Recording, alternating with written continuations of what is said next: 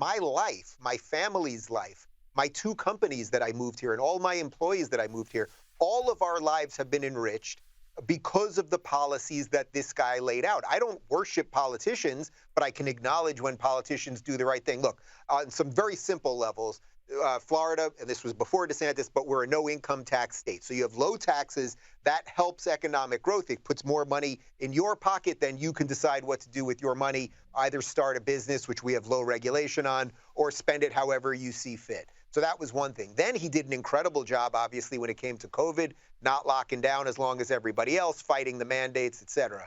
He's done an unbelievable job when it's come to fighting the woke, not just complaining about the woke and all the neo-racism and the gender stuff and all that confusion. He's actually getting it out of our schools, getting it out of our institutions. That's a beautiful thing.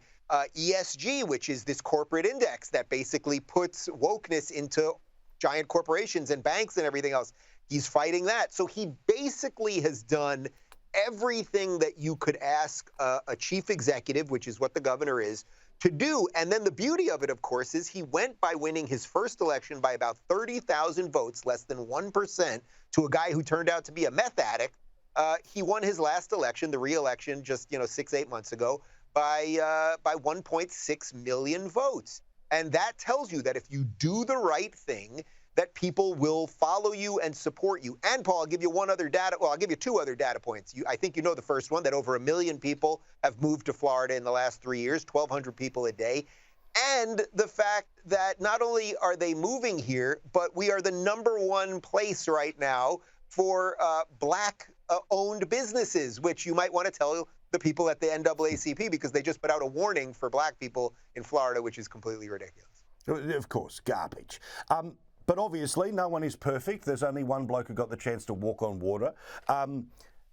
Does he have a glass jaw? That's one of the things that gets said about him. Is he going to end up in a scenario where he has to take on Trump, which means immediately he's putting his head in the wood chipper? And then the third part of this, like I've talked about before, many of the things, and certainly because of our conversations, I am so open to this guy, and then I see the 6-week abortion ban and go, dude, good luck taking that to where you need to go and get 270. What do you think are the downsides of a guy who clearly has got a lot going for him, but again, is not perfect? Sure. So the abortion one, Florida was a 15-week abortion state, even though we're a very, very red state, obviously. And 15 weeks, that's 3.5 months of a pregnancy.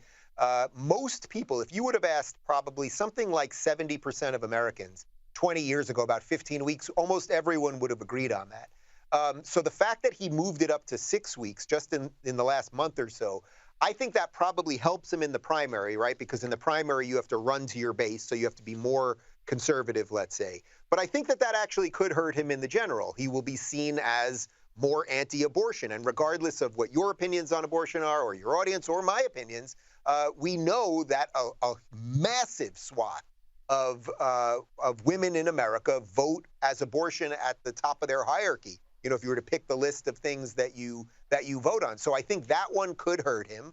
I also think that, look, Trump is a television star. He is a reality TV star, and he shines on the debate and trolling and all of that.